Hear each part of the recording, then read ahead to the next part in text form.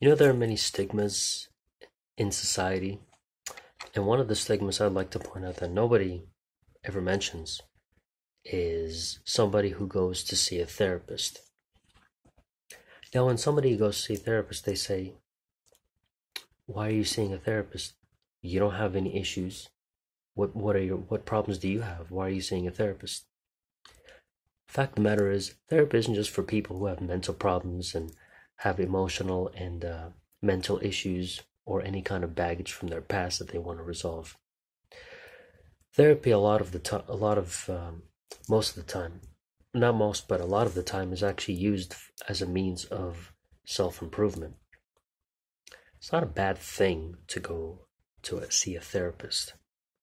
Self-improvement is a healthy thing, and it's a healthy outlook on life as well.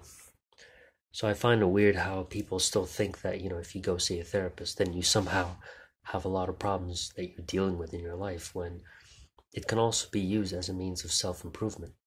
I mean, many things that we do in our life is therapeutic, whether it's yoga, exercising, you know, sparring in a boxing ring, or many other things like meditation, as well as praying. These are all very therapeutic things.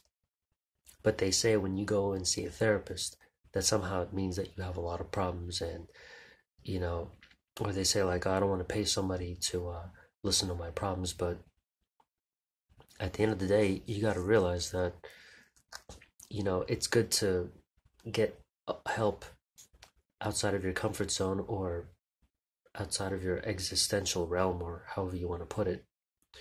But there's nothing wrong with it, because the way I see it, it's like this.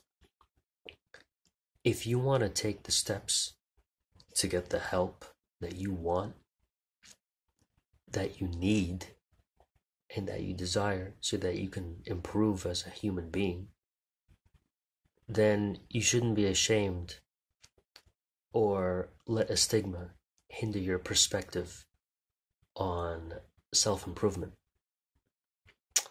But maybe the most people who go to therapy are people with baggage and mental issues or emotional problems.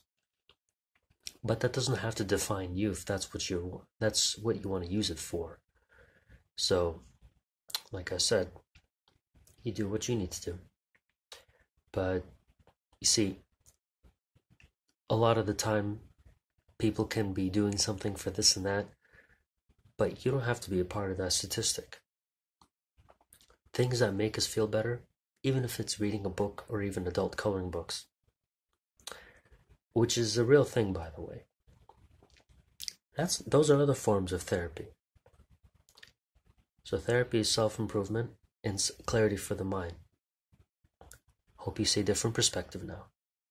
Thank you.